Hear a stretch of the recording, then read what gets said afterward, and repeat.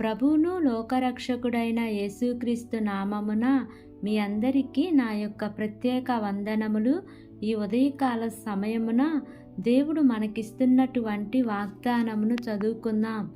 యెషయా గ్రంథము 30వ అధ్యాయము 19వ వచనము. ఆయన నీ మొర విని నిశ్చయముగా నిన్ను కరుణించును. ఆయన నీ మాట వినగానే నీకు ఉత్తరమిచ్చును. ఆమేన్. దేవునికే మహిమ కలుగును గాక. ఈ ఉదయకాల సమయమున దేవాతి దేవుడు ఈ యొక్క వాగ్దానము ద్వారా మనందరితో మాట్లాడుతూ ఉన్నారు. ఈ యొక్క వాక్యమును మనం జ్ఞాపకం చేసుకుంటే, ఈ వాగ్దానము యెరూషలేములో నివాసం ఉంటున్న ఒక జనాంగము కొరకు వ్రాయబడినట్లుగా పై ఉన్న వచనమును మనం చదువుతూ ఉన్నాము.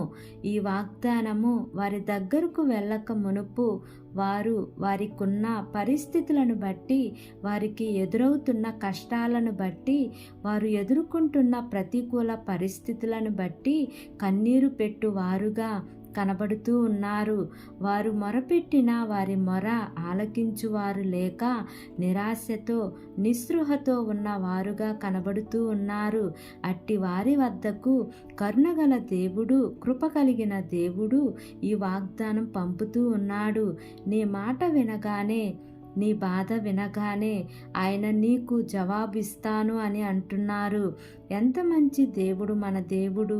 అలనాడు భక్తురాలైన అన్న దేవుని సన్నిధికి వచ్చి ప్రార్థన చేసింది. అప్పుడు దేవుడు ఆమె ప్రార్థన ఆలకించి ఆమె కోరినట్టుగా సమూయేలును బహుమానంగా దేవుడిచ్చాడు. రాజైన హిజ్కియా కన్నీటి ప్రార్థన చేసినప్పుడు ఆయన ప్రార్థన ఆలకించి 15 సంవత్సరముల ఆయుష్ని పొడిగించారు. ఈ రోజున ఆయన సన్నిధిలో ప్రార్థించిన ప్రతి ఒక్కరి ప్రార్థన ఆయన ఆలకిస్తాను అని అంటున్నారు. మన ప్రార్థన ఆయన త్రోసివేసే దేవుడు కాదు. మనం మొరపెట్టినప్పుడు మనకు జవాబిచ్చే దేవుడు.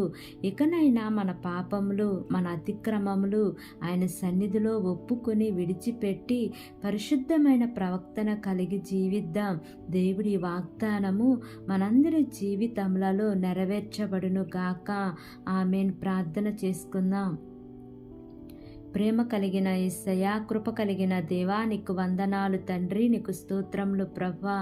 ఇంతవరకు నీ కృపలో మమ్మల్ని కాచి కాపాడిన విధానాన్ని బట్టి నీకు వందనాలు తండ్రి. ఈ ఉదయకాల సమయమున మీరు మాకు ఇచ్చినటువంటి ఇట్టి వాగ్దానాన్ని బట్టి నీకు వందనాలు ప్రభువా. ఎంతమంది బిడ్డలు ఈ వాక్యమును విని ప్రార్థనలో ఏకీభవిస్తున్నారో ప్రతి కుటుంబాన్ని మీరు జ్ఞాపకం చేసుకోండి యేసయ్యా. అయా, ఏ కుటుంబంలో అయితే శాంతి సమాధానము నెమ్మది లేక జీవిస్తున్నారో తండ్రి, అట్టి కుటుంబాలలో నీ యొక్క శాంతిని, సమాధానమును, నెమ్మదిని మీరు వారికి అనుగ్రహించమని వేడుకుంటున్నానయ్యా. మా దేశమును, దేశ ప్రజలను, దేశమును పరిపాలిస్తున్న ప్రతి అధికారుల కుటుంబాలను మీరు జ్ఞాపకం చేసుకోండి అయ్యా. వారికి మంచి ఆరోగ్యమును దయచేయండి అయ్యా. వారు ఏ పని చేసినను మీ యొక్క సఫలతను మీరు వారికి అనుగ్రహించండి ప్రభా. వారి ప్రయాణాల్లో క్షేమాన్ని ఇవ్వండి తండ్రి. ఈ దినము నూతనంగా ప్రారంభిస్తున్న ప్రతి కార్యక్రమంలో యేసయ్యా మీరు ముందుండి నడిపించమని, నా యొక్క ప్రార్థన ఆలకించి అంగీకరించమని నజరేయుడైన యేసు అతి పరిశుద్ధ నామమున అడిగి వేడుకొని పొంది ఉన్నాము తండ్రి. Amen, amen, amen. Praise the lord. God bless you all.